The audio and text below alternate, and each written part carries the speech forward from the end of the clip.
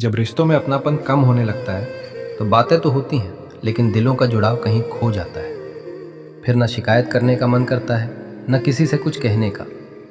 बस एक खामोशी सी अंदर घर कर जाती है। सब अपने कहलाते हैं, लेकिन हर किसी के बीच एक दूरी महसूस होती है, क्योंकि रिश्ते सिर्फ साथ रहने से नहीं, एक दूसरे को समझने और अपनाने से मजबूत होते हैं। जहाँ दिल की बात सुनने वाला कोई ना हो, वहाँ खुशी भी अधूरी लगती है। और जब अपने ही पराये जैसा एहसास देने लगें, तो सबसे ज़्यादा दर्द भी वहीं से मिलता है।